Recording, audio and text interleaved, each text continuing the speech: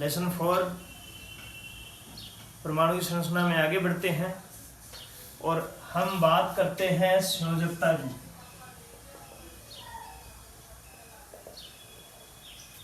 हमने देखा था कि हमने किस प्रकार से कक्षाओं में इलेक्ट्रॉन को भरा था। परमाणु की जो कक्षाएं थी, इन कक्षाओं में किस प्रकार से इलेक्ट्रॉन को हमने भरा था। इसका जो सूत्र था भरने का वो 2n² था और इसके माध्यम से पहले कोष के अंदर 2 इलेक्ट्रॉन, दूसरे कोष में 8 इलेक्ट्रॉन और तीसरे में कितने आएंगे 18 इलेक्ट्रॉन। तो इस प्रकार से हमने इनमें इलेक्ट्रॉनों की संख्या देखी थी, कितने इलेक्ट्रॉन आ सकते हैं। और आगे हमने पढ़ा कि सबसे पहले पहला कोष भरा जाएगा, उसके बाद में दूसरा, उसके बाद में तीसरा। इस प्रकार से कोषों की संख्या क्या होती जाएगी, इलेक्ट्रॉन की संख्या बढ़ने के साथ साथ बढ़ती जाएगी। तो हम आगे बढ़ते हैं। इसमें हम आज बात करेंगे संयोजकता की। किसकी बात करेंगे, संयोजकता की। संयोजकता क्या होती है, मैंने आपको ये बताया कि इलेक्ट्रॉन जो होते हैं जब हमें संयोजकता कोष में भरते हैं, यानी कि जो परमाणु होता है उस परमाणु में जब इलेक्ट्रॉन को भरा जाता है तो इलेक्ट्रॉन के जो बोर और बरी ने बताया जो लास्ट कोष होता है, जिस लास्ट कोष में इलेक्ट्रॉन होते हैं उसमें टोटल कितने होने चाहिए, 8 होने चाहिए, जो क्या कहलाता है अष्टक नियम। अष्टक नियम कहता है कि किसी का भी जो अंतिम कोष है, जैसे कि मान लीजिए दूसरा कोष है, तो इस कोष के बाद जितने भी अगर लास्ट कोष है तो उसमें कितने होने चाहिए इलेक्ट्रॉन, 8 होने जरूरी है। अगर 8 नहीं है तो वो किसी अन्य से परमाणु से क्या करेगा, क्रिया करेगा, जिसके तहत वो या तो इलेक्ट्रॉन को ग्रहण करेगा या इलेक्ट्रॉन को त्याग देगा। तो जितने इलेक्ट्रॉन को ग्रहण करेगा या जितने इलेक्ट्रॉन को त्याग देगा उसे हम क्या कहेंगे, संयोजकता। देखिए इसको एक उदाहरण द्वारा समझते हैं। जैसे कि मैं बात करता हूं सोडियम आयन, किसकी बात कर रहे हैं, लिथियम ले लो शुरू से, हाइड्रोजन हीलियम, हाइड्रोजन की बात करते हैं, फिर हीलियम की करेंगे, फिर लिथियम की करेंगे, बेरिलियम की करेंगे, बोरोन की करेंगे, hydrogen helium lithium beryllium boron carbon nitrogen oxygen fluorine neon. पहले इतनी बात करते हैं। हमने देखा कि हाइड्रोजन जो है इसमें कितने इलेक्ट्रॉन है, 1, इसमें 2, इसमें 3, इसमें 4, इसमें 5, इसमें 6, 7, 8 और 9 और 10। हम देखते हैं हाइड्रोजन में हमें क्या करना है, इलेक्ट्रॉनों को भरना है। तो इलेक्ट्रॉन भरेंगे हाइड्रोजन में, तो इलेक्ट्रॉन भरा जाएगा। 1 है इसमें, 1 पहले कोष में आ जाएगा, हाइड्रोजन है ये, ठीक है। अब इसमें तो पहले कोष में इलेक्ट्रॉन ही 2 आते हैं, ये पहला कोष है और इलेक्ट्रॉन कितने होते हैं इसमें, 2। तो इसमें 2 होने क्या होते हैं, जरूरी होते हैं। बाकी के कोषों में 8 होने जरूरी हैं, इसमें कितने होने चाहिए, 2 होने चाहिए। तो 2 होने के लिए इसमें 2 नहीं है, 1 ही है, तो ये दूसरे हाइड्रोजन से क्या करेगा, दूसरे हाइड्रोजन से अपना जो इलेक्ट्रॉन है इससे क्रिया करेगा और H2 बना लेगा। यानी कि अब इसके पास भी 2 इलेक्ट्रॉन है और इसके पास भी 2 इलेक्ट्रॉन है, यानी कि एक इसने क्या किया, इलेक्ट्रॉन को ग्रहण किया, और ग्रहण करने से कितने हो गए, 2 हो गए। तो इसने ग्रहण कितना किया, 1 किया। तो 1 जो इसने ग्रहण किया वो इसकी क्या हो गई, संयोजकता हो गई। मतलब अपना अष्टक नियम पूर्ण करने के लिए जितने इलेक्ट्रॉन परमाणु ग्रहण करेगा या त्याग देगा वही उसकी क्या कहलाएगी, संयोजकता। नेक्स्ट हम बात करते हैं, देखिए दूसरे, दोबारा समझते हैं इसको। इसकी संयोजकता 1 हो गई, दूसरे से समझते हैं। हीलियम की बात करें, कितने इलेक्ट्रॉन, 2 इलेक्ट्रॉन, 2 इलेक्ट्रॉन हीलियम की बात कर रहे हैं। दोनों इस प्रकार से आ जाएंगे पहले कोष में, पहले कोष में ऐसे दोनों इलेक्ट्रॉन आ गए, तो इसमें पहला कोष संतुष्ट है पूरा, 2 इलेक्ट्रॉन होने चाहिए, 2 ही हैं। तो इस प्रकार की जो गैसें होती हैं जिसमें न तो इलेक्ट्रॉन को ग्रहण करने की आवश्यकता होती है न ही त्यागने की आवश्यकता होती है, इन गैसों को अकीर्य गैसें कहते हैं। क्या कहते हैं, अकीर्य गैसें, जो किसी भी किसी भी अन्य तत्व से क्रिया नहीं करती। ये न तो इलेक्ट्रॉन को ग्रहण करती है न ही त्यागती है, क्योंकि इनका जो संयोजकता कोष होता है, मतलब लास्ट वाला जो कोष होता है, उसमें इलेक्ट्रॉन जो होते हैं वो अष्टक नियम के आधार पर पूर्ण होते हैं। तीसरी बात पे लिथियम की, लिथियम क्या है, 3 है, तो 2 तो हमने इस प्रकार से भरेंगे, इसमें 2 ही भर सकते हैं, 2 भर सकते हैं, तो अगले कोष में 1 इलेक्ट्रॉन और आ जाएगा। एन में क्या गया, 8 इलेक्ट्रॉन भर सकते हैं हम, और इसमें हमने क्या किया, 1 इलेक्ट्रॉन भर दिया। कितने हो गए, 1 2 3। लिथियम के अंदर कितने इलेक्ट्रॉन, 3 भरने हैं, 3 हो गए। अब देखिएगा इसमें लास्ट कोष कौन सा है, एल है। एल में इलेक्ट्रॉन कितने हैं, 1 ही है। होने कितने चाहिए, अष्टक नियम के आधार पर है 8 होने चाहिए। तो या तो ये क्या करे, 8 करने के लिए 7 इलेक्ट्रॉन ग्रहण कर ले, 7 इसमें और आ जाएंगे तो ये 8 हो जाएंगे, 1 इसके पास है। या फिर ये क्या करे, 1 इलेक्ट्रॉन को बाहर निकाल दे, इस 1 इलेक्ट्रॉन को क्या कर दे, बाहर निकाल दे। अगर 1 इलेक्ट्रॉन को बाहर निकाल देगा तो ये बन जाएगा इस प्रकार से, ये बाहर वाला कोष तो रहेगा ही नहीं, ये कोष रहेगा, और इसमें कितने इलेक्ट्रॉन रहेंगे, 2 रहेंगे। तो इसे हम क्या कहेंगे, लिथियम जो है इसने कितने इलेक्ट्रॉन त्याग दिए, 1। तो 1 त्यागने के कारण इसकी संयोजकता क्या हो जाएगी, 1 हो जाएगी। समझ में आ गया होगा।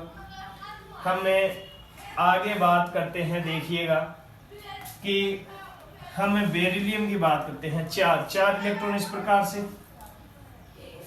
2 4 हो गए बेरिलियम के। अब देखिएगा कि इसको अष्टक पूर्ण करने के लिए लास्ट कोष में कितने इलेक्ट्रॉन चाहिए, 8 चाहिए, लेकिन इसके पास कितने हैं, 2 ही है। 2 है तो या तो ये क्या करे, 6 इलेक्ट्रॉन ग्रहण कर ले तो 8 हो जाएंगे, या 2 इलेक्ट्रॉन बाहर त्याग दे तो इसका जो लास्ट कोष होगा वो ये बच जाएगा, और इसमें 2 कोष होते ही है। तो इसको हम क्या लिखेंगे, +2 बेरिलियम +2 लिखेंगे, क्योंकि इसने क्या कर दिया, इन 2 इलेक्ट्रॉनों को त्याग दिया। और 2 इलेक्ट्रॉनों को अगर ये त्याग देगा बाहर तो इसकी संयोजकता कितनी हो जाएगी, 2 हो जाएगी। बात समझ में आई।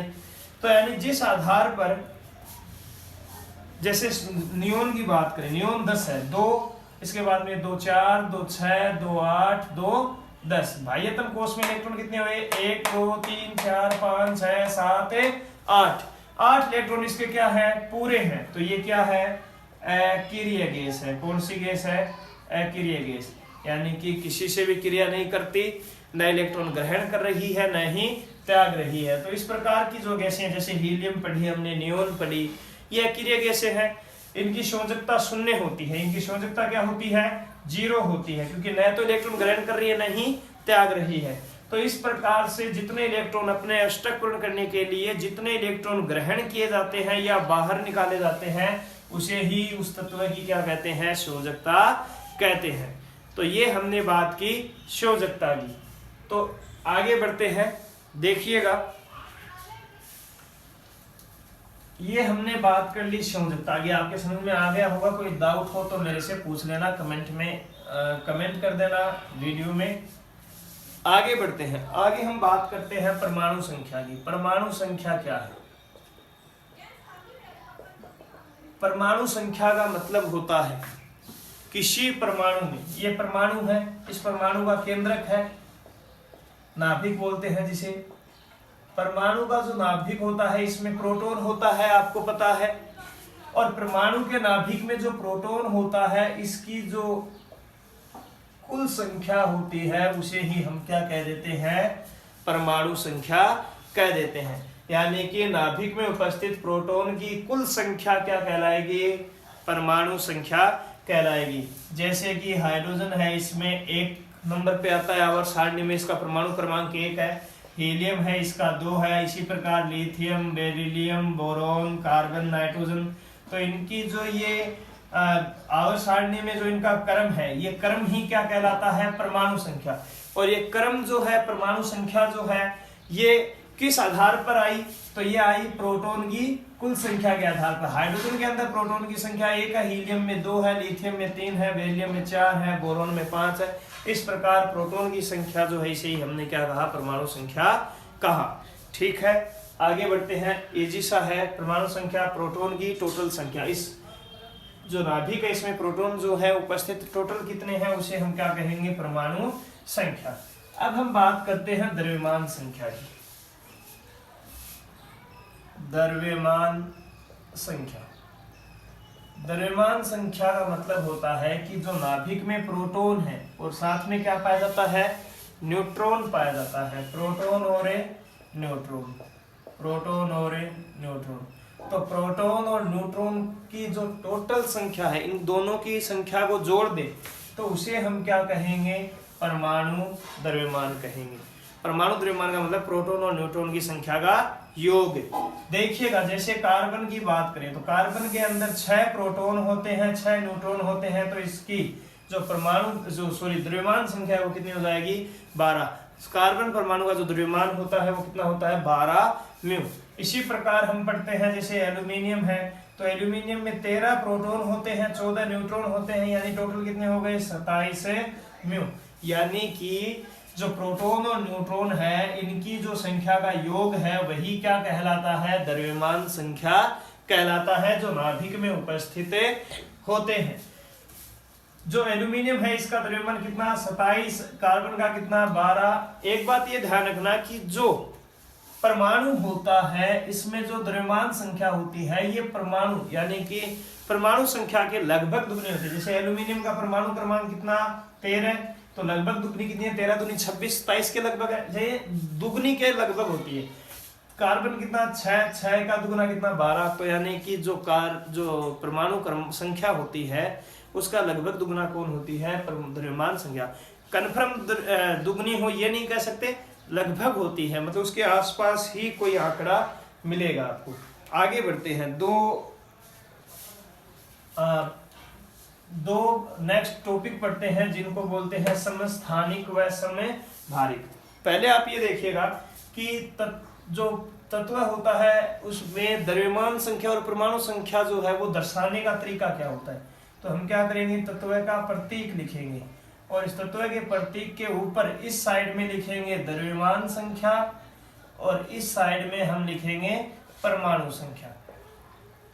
जिस प्रकार से अभी हमने कार्बन की बात की, कार्बन की परमाणु संख्या क्या, 6, द्रव्यमान संख्या क्या, 12। तो कार्बन को हम ऐसे लिखेंगे। एल्यूमिनियम की हमने बात की, एल्यूमिनियम है इसकी परमाणु संख्या 13 और इसकी द्रव्यमान संख्या 27। तो इसको हम किस प्रकार से लिखेंगे, ऐसे, इसको लिखेंगे ऐसे। इस प्रकार किसी भी तत्व को जब लिखा जाता है तो उसका प्रतीक लिखा जाता है, प्रतीक के नीचे परमाणु संख्या, ऊपर द्रव्यमान संख्या को दर्शाया जाता है। अब हम पढ़ते हैं समस्थानिक के बारे में।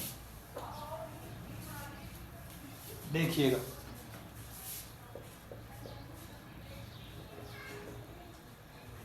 समस्थानिक, समस्थानिक क्या होती है, जो तत्व है इस तत्व की जो एक तो द्रव्यमान संख्या है और एक क्या है, परमाणु संख्या।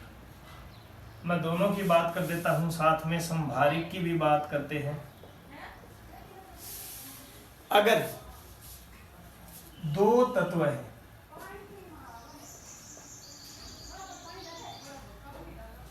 द्रव्यमान संख्या और परमाणु संख्या, अगर दो तत्वों की द्रव्यमान संख्या, देखिए इधर देखिए समभारिक लिखा हुआ है। सम का मतलब समान, भारिक का मतलब आप भार से ले सकते हैं, भार यानी वजन यानी द्रव्यमान। समझ में आ गया, याद रख सकते हैं इस प्रकार से। सम का मतलब समान करना, समान, भारिक का मतलब भार से लेना, भार का मतलब द्रव्यमान से लेना। जिसका द्रव्यमान संख्या समान हो, द्रव्यमान संख्या क्या हो, एक समान हो, द्रव्यमान संख्या क्या हो, समान हो, परंतु परमाणु संख्या क्या हो, अलग अलग हो। परमाणु संख्या क्या हो, अलग अलग हो, उसे हम क्या कहते हैं, समभारिक तत्व कहते हैं। उन्हें हम क्या कहते हैं, समभारिक तत्व। जैसे कि देखिएगा हम बात करते हैं कैल्शियम, आर्गन, दोनों अलग अलग तत्व हैं कैल्शियम और आर्गन। कैल्शियम का परमाणु क्रमांक 20 होता है, इसका परमाणु क्रमांक 18 होता है, दोनों अलग अलग हैं। लेकिन इन दोनों का द्रव्यमान कितना होता है, द्रव्यमान 40 होता है। यानी द्रव्यमान संख्या क्या है, इनकी समान है और परमाणु क्रमांक क्या है, अलग अलग। तो ये दोनों तत्व आपस में क्या है, समभारिक तत्व है। इजी है, दोबारा सुन लो। परमाणु संख्या दोनों तत्वों की अलग अलग है, द्रव्यमान संख्या दोनों की समान है, तो उसे हम समभारिक कहेंगे। अब सुनिएगा, अगर परमाणु संख्या समान और द्रव्यमान संख्या क्या हो, अलग अलग हो, तो उन्हें हम क्या कहेंगे, समस्थानिक। जैसे कि देखिएगा, हम हाइड्रोजन की बात करें तो हाइड्रोजन के 3 समस्थानिक होते हैं। हाइड्रोजन जो होता है इसके 3 समस्थानिक होते हैं। तीनों की परमाणु संख्या क्या है, समान है, लेकिन तीनों का जो द्रव्यमान संख्या है वो क्या है, अलग अलग है। यानी इसकी 1 है, इसकी 2 है और इसकी 3 है। इसको हम कहते हैं प्रोटियम, इसको हम कहते हैं ड्यूटेरियम और इसको हम कहते हैं ट्राइटियम। इसी प्रकार से अलग और उदाहरण ले तो कार्बन ले, इनका जो परमाणु क्रमांक है वो सेम है, 6 है, लेकिन इसका परमाणु द्रव्यमान 12 है और इसका 14 है। द्रव्यमान संख्या अलग अलग हो गई, परमाणु क्रमांक समान है, तो ये क्या है, समस्थानिक है। इसी प्रकार हमने क्लोरीन लिया, इसकी 17 और 17 क्या होती है, परमाणु संख्या होती है, लेकिन इसका द्रव्यमान मैंने 35 ले लिया, इसका 37 ले लिया। परमाणु द्रव्यमान संख्या क्या हो गई, अलग अलग हो गई, तो इसे हम क्या कहेंगे, समस्थानिक। आगे थोड़ा सा हमें समस्थानिक के अनुप्रयोग पढ़ते हैं कि समस्थानिक जो होते हैं इसलिए क्या काम आता है। समस्थानिक के अनुप्रयोग देखिएगा, पहला अनुप्रयोग है जो यूरेनियम होता है, इस यूरेनियम का जो समस्थानिक है, यूरेनियम के इंपॉर्टेंट है, ध्यान रखना, क्वेश्चन आता है इसके ऊपर, इंपॉर्टेंट है बिल्कुल, कन्फर्म परीक्षा में एग्जाम में प्रश्न आता है, कंपटीशन एग्जाम में भी प्रश्न आता है। यूरेनियम का जो समस्थानिक है इसका उपयोग होता है परमाणु भट्टी में। परमाणु भट्टी में ईंधन के रूप में यूज लेते हैं। किस रूप में लेते हैं, ईंधन के रूप में इसको जलाया जाता है, यूरेनियम के समस्थानिक को। दूसरी बात करें कि जो कोबाल्ट होता है, इस कोबाल्ट का जो समस्थानिक होता है, कोबाल्ट को CO से लिखते हैं, कोबाल्ट का जो समस्थानिक होता है इसका प्रयोग कैंसर के उपचार में होता है। कैंसर जो रोग होता है, कैंसर रोग के उपचार में किसका यूज होता है, कोबाल्ट का। तीसरी बात करें जो तो आयोडीन होता है, आयोडीन का जो समस्थानिक होता है इसका उपयोग घेंगा रोग में होता है। कौन से रोग में, घेंगा या गोइटर या गलगंड रोग में होता है, जहां से इनमें क्या होता है, यहाँ पे जो थायराइड ग्रंथि होती है गले में वो फूल जाती है, तो ये गला भी फूल जाता है। आयोडीन का समस्थानिक कहलाता है, इसके समस्थानिक का जो प्रयोग है वो घेंगा रोग में होता है। तो ये लेसन जो है अपना कंप्लीट होता है, यहाँ पे लेसन पूरा हो गया। नेक्स्ट लेसन की बात करेंगे अगले वीडियो में। धन्यवाद।